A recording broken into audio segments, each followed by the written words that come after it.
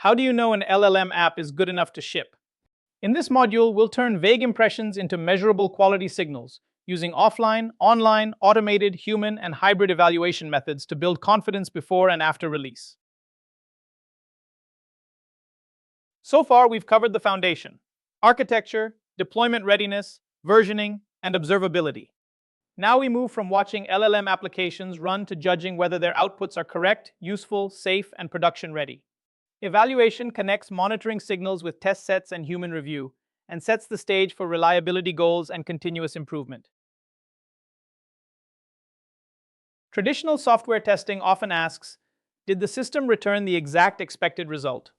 With LLMs, that is only part of the picture. A response can be correct, helpful, and safe, even when it is worded differently each time. That means evaluation needs a mix of methods: deterministic checks for known requirements, quality metrics for patterns, human review for judgment, and production feedback for real user outcomes. We also evaluate both the components, such as retrieval and prompts, and the full user experience. The goal is not one final pass.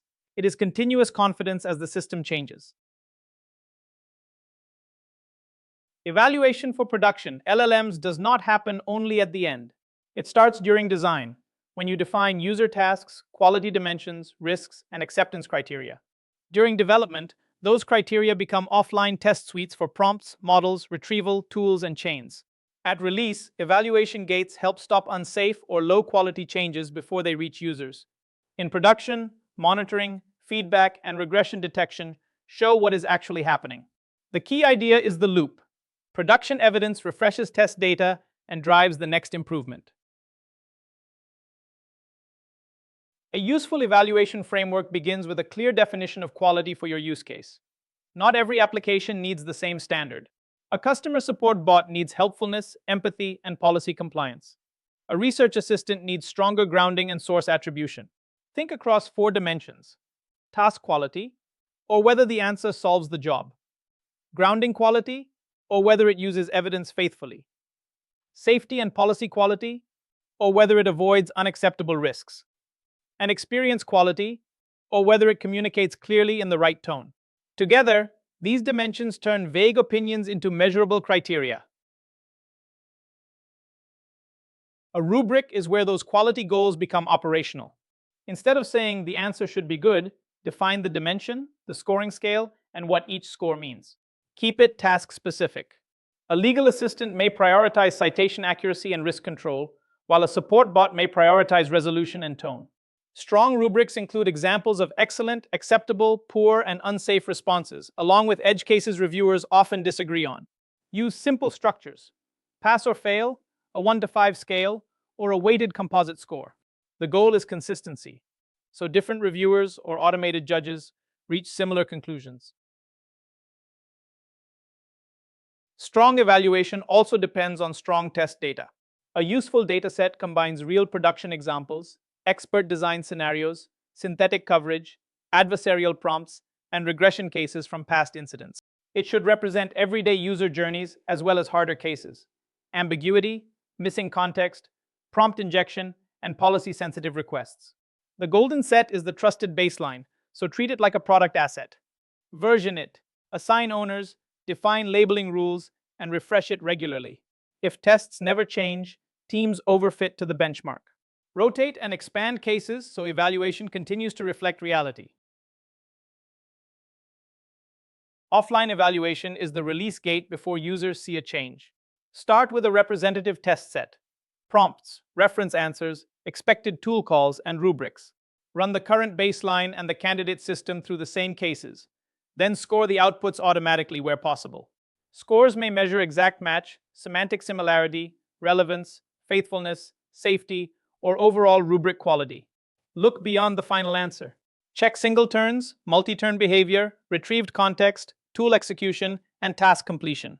Then compare against the baseline, inspect failures, and use sample size and confidence intervals before approving or blocking release. In RAG, generation can only be as good as the evidence it receives. So evaluation starts before the model writes anything. Precision asks whether the retrieved chunks are actually relevant. Recall asks whether the system found enough of the relevant material that exists. Context relevance asks the practical question: will this evidence help answer the user's request? When retrieval fails, look upstream. Chunk size may hide the answer. Embeddings may miss the meaning. Re-ranking, metadata filters, hybrid search, and index freshness can all change what reaches the context window. Better retrieval gives the generator a fair chance. After retrieval, the question changes from did we find relevant chunks to did the final answer stay loyal to them? A strong RAG answer makes only claims supported by the retrieved evidence. It does not fill gaps with model memory, guesses, or polished-sounding misinformation. Grounding checks that approved sources are the basis for the response. Citation accuracy goes one step further. Each citation must point to the passage that supports the nearby claim. Finally, the answer still needs to be complete and useful, addressing the user's real question without ignoring important evidence. Specialized RAG evaluation tools can reduce manual effort. They help score retrieval quality, groundedness, answer relevance, and failures. RAGAS is popular for core RAG metrics. TrueLens emphasizes instrumentation and feedback. DeepEval fits automated tests and CI. Phoenix helps inspect traces, embeddings, and production behavior. LLM as judge is helpful when there is no single exact answer, but you still need consistent quality checks at scale. The evaluator receives the user input, the candidate response, and a clear rubric with scoring rules, examples, and required justification. It can score one output against a standard, or compare two outputs pairwise and choose the stronger one. In production, teams usually sample representative traffic instead of judging everything. For high-risk, borderline, or audit-sensitive cases, humans stay in the loop to calibrate the judge and catch failure patterns.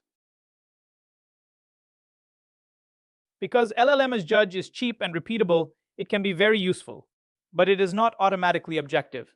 Judge models may reward longer answers, familiar wording, confidence, or outputs from their own model family.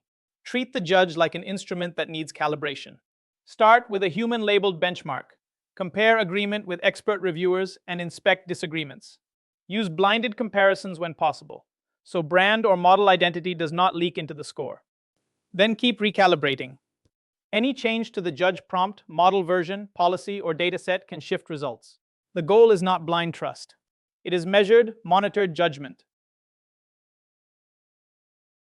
Evaluation becomes more valuable when it runs inside the delivery pipeline, not after release. Every meaningful change, a prompt update, model swap, retrieval index rebuild, or application change, should trigger the right evaluation suite.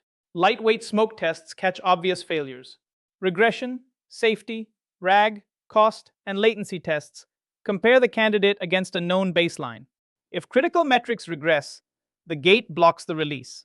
If results are acceptable, the change can move to canary or production. Store every evaluation result as a release artifact, so teams can audit decisions, roll back confidently, and improve future gates. Evaluation is the quality layer that makes LLM applications production-ready. Measure more than correctness. Include relevance, groundedness, faithfulness, safety, citations, and task success. For RAG, evaluate retrieval separately from the final answer. Use judges, humans, offline tests, feedback, and release gates together. Next, we turn these signals into reliability targets, SLOs, and continuous improvement loops.